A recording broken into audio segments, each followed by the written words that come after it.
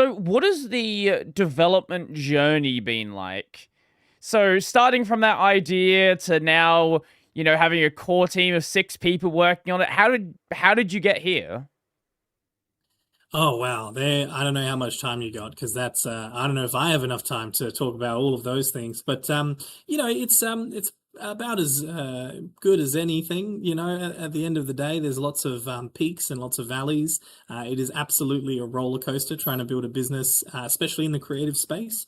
Mhm. Obviously, like Dungeons and Dining Tables is the game that we're working on now. But when we started the studio, like that wasn't even a concept yet. There was a different project we were working on. It was going to be a hexagon turn-based, like civilization type Okay. thing where you've got robots and all sorts of stuff. And we ended up shelving that project because it was way too big scope and it wasn't as like the team didn't like it as much as they liked Right, this right, one right. and all those sorts of things. And maybe that'll have its time in the sun. I have no idea. But we went through a lot of different iterations. We've worked with a lot of different contractors, and we've had people come in and out of the business, as you can imagine. On top of that, we've been really successful as well. We've had lots of awards that we've won. We've won a couple of awards, one for the most impactful studio in South Australia. So as part of our business and our ethos and the values that we have. We work with a lot of kids. We do a lot of workshops, which we run through a bunch of local councils, schools, and libraries. We also have a co-working space here in town as well. So we share that co-working space with a bunch of other creatives. And recently, I've started a program which is called Catalyst Launchpad, which is a games incubator that helps game studios to kind of flourish a little bit more and springboard them up into the realm of game business. Mhm, mhm. So we've been really fortunate to have some strong partners on those sort of types of things, and it does mean that there's a lot going on, right? But it's all really fun stuff. Mhm, mhm. So we've had a lot of successes, and yeah, it's just one of those things, right? Like as you build your business, anyone that's built a business before understands, it's putting out fires constantly, but you wouldn't want to do anything else. Mhm. So yeah, yeah.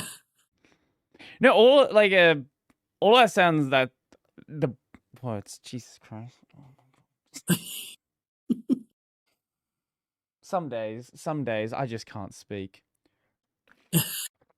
No, all that sounds cool. Like, if you want to tell more of that, like, story of how the studio kind of got started, I would love to hear it. Yeah, absolutely. So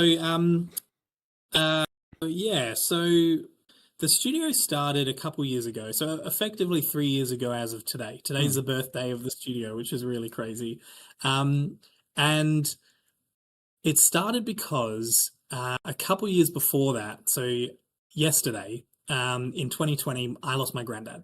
So, we were going through COVID. Everything was really hectic. He didn't pass away from COVID. He had Legionnaire's disease. Basically, he had inhaled some fertilizer while he was out gardening, which was the thing that he really loved to do, and it was just a real shock, crazy. Everything kind of went all of a sudden, and at the time, I was in a very different place. So I was running another company. I started a telemarketing company. I worked in sales and marketing and finance, I'm sure that and was I was very fun. essentially oh yeah. So I essentially got to a point where I completely burnt out, and I didn't want to do any of that stuff anymore, and I just wanted to do something that helped me reconnect with him. And so when I was growing up, we used to make board games together. He taught me everything about board games. We played chess, we played backgammon and card games and poker and all sorts of stuff. And I really just wanted something that I could do to connect with him. And so when I was kind of getting out of my spiral of closing my business down and COVID and all of those things, I applied for a couple of jobs. I looked to be like a dealer at a casino, and I looked into like how much it would cost to make a board game, and all sorts of different stuff. And then I found an ad for AIE, which is the Academy of Interactive Entertainment. It's a games and VFX school. They have offices pretty much everywhere, but here in South Australia, there's one here in town, and I applied for it. And at the time, one of the things I was doing as a bit of a passion project is I was making Minecraft mods. So Mm, it was something I was really into. There were data packs, but right, right. basically a vanilla kind of mod. And I made this one particular mod, which was called Asphodel Meadows, which is all based on Greek mythology. And it did pretty well, and like a big YouTuber played it, and all those sorts of things. And I had a Discord community and everything, and I was really pumped uh, making that stuff, and it was fun, and I had a good time, and I met cool people, and so I put all that in my portfolio for my intro into game dev. And I said, I don't have any formal training and I've never been on this path before, but I really like Minecraft and this is what what I've been doing.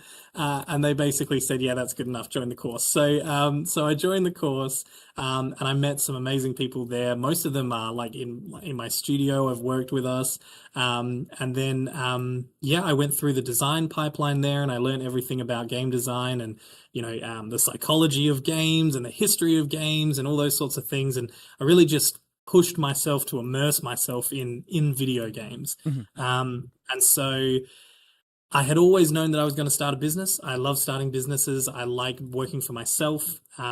One of the other things about me is I have autism. And so, as someone with autism, I really reject the status quo quite a lot. And I do find it really difficult to work in a 9 to 5 job, as most neurodivergent people probably can relate to. And so, for me, I decided I wanted to start a business. And so, in my third year at AIE, which was the graduate diploma, I started Catalyst Games, and I started it with a friend of mine. He came on as our kind of pseudo co-founder. He's since then moved on to do work in esports and all sorts of cool stuff that he's doing. But ultimately, I started this studio as a bit of a connector to my granddad and a connector to all the things that I find joy in. And so that's sort of been the motivator the whole time. mhm, And mhm, because of that, like I can't sleep. I don't eat properly. I just work all the time, and I just have such a fire for what it is that we do, mhm, and what the company is becoming. So, yeah, as a kind of indie studio and as a creative studio, Dungeons and Dining Tables has been our core passion that the team love to work on. But we've been really fortunate to work on some other cool stuff. We just released an app in partnership with a company called Imagination, which is the Disney Game Night app, which goes along as a companion to a board game that they have. It's all Disney branded, which is such a cool thing to work on. But yeah, we do things like that. We teach kids about games. Um, all our content is very family friendly. It's all educational kind of stuff. mhm, A lot of our work for hire is educational.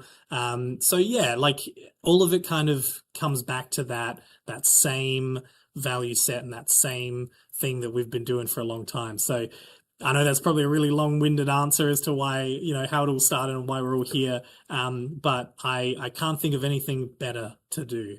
I mhm, think this is the best thing for me. I think it's the best thing for my life, and I love supporting my team and allowing them to have all these cool opportunities to go and show their game off at all of these cool different events. And we've been traveling all around Australia, mhm, and mhm, we went to Bali last year for Unreal Fest, which was really cool. And hopefully there's some more international travel this year, and we just keep going, mhm. keep going, and yeah, I'm really loving it, and yeah, and it will just keep building and making sure this is the best that it can be. So yeah, I don't know if you want to get super into that, but there you go. That's the story for you. So No, that's um, exactly what I wanted to hear. That was great.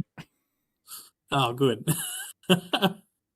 As I said to other people who have had on the show before, it's always nice to see someone who is really passionate about what they're involved in. Mm. Like, Oh yeah, I mean you have to be, mhm, right? At the end of the day, like why else would we do all of this work?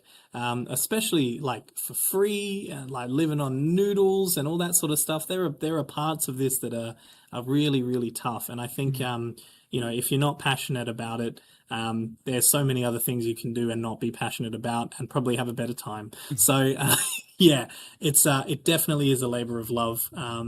just not just from me, but my whole team is a massive labor of love. Everybody's here because Mhm. they really want to see this thing succeed, and I'm doing absolutely everything I can to make sure that they get recognized for that. So yeah, that's the core focus. That's always going to be the focus, and yeah, hopefully we win.